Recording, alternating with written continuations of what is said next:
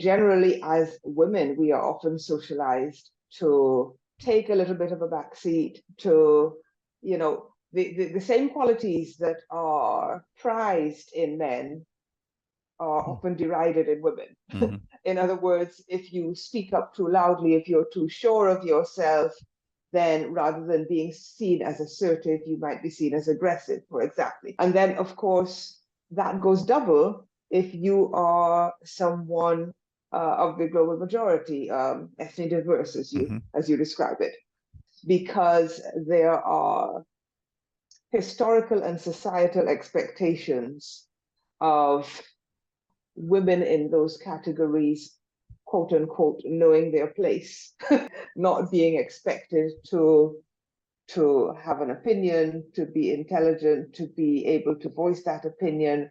Part of it is socialization as women, and part of it is historical and societal expectations, which mean that you can be overlooked, even if you're coming into a room with the stated goal of sharing your perspective.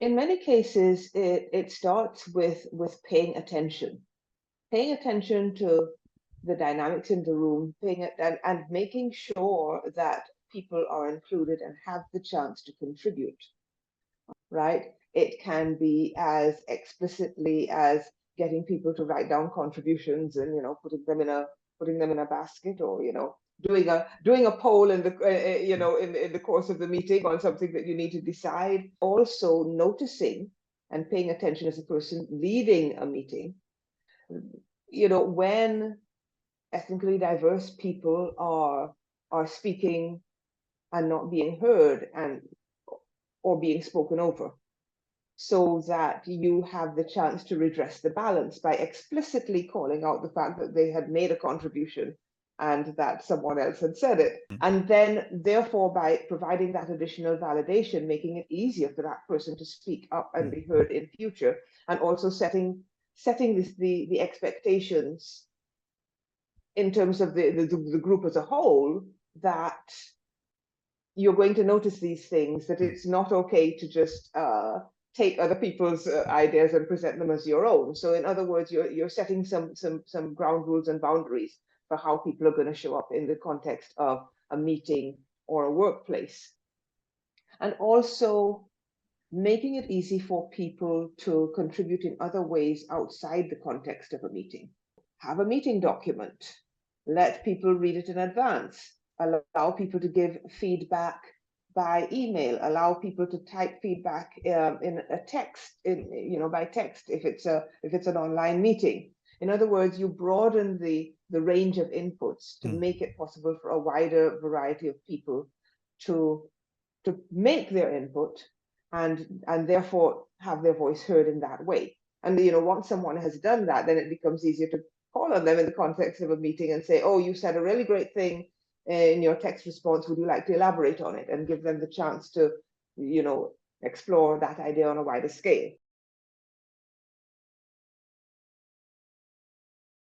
We see that a lot in online meetings, where someone's leading the meeting and someone else is making sure that people's questions get addressed and so on. And I see no reason why something like that shouldn't work in a physical meeting.